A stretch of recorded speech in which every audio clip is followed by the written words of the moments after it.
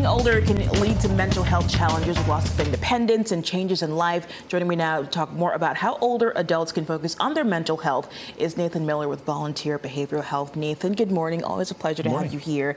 And I'm so glad we're talking about this because our older population is always increasing. We've talked about the generations changing. But what is it about getting older that can lead to some of these mental health challenges?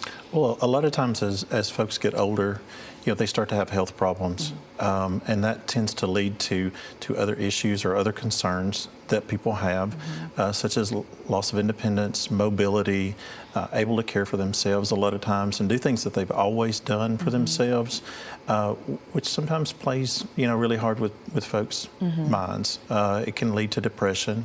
It can lead to anxiety. There's a lot of things that people just in general find very different as they get older, and especially that lack of independence. And we've talked about mental health challenges among our youth all the time, but I didn't realize that the suicide rates among the older population is also significant. And the suicide rate is quite significant when folks get older.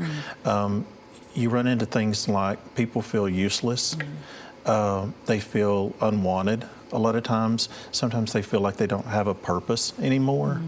And those things, figure into that depression and sometimes, unfortunately, even suicidal thoughts. What are some of the things that people can look out for when it comes to the signs that either themselves or their loved ones who are older are having some of these mental health challenges? Well, of course, as always, anxiety and depression are two big ones to look out for.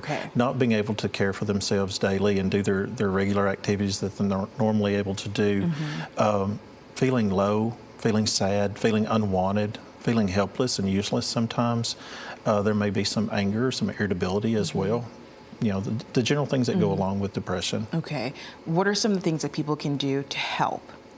I think one of the biggest things you can do to help in the beginning is just actually listen to the person and ask them questions and find out what's actually happening with them. If they're feeling useless or unwanted, let them know that you do love them, that you care for them, and that they have a purpose.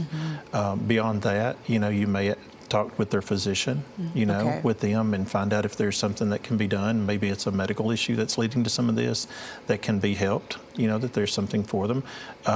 Maybe it comes to the point where there's a medication or a psychiatric issue that pops up.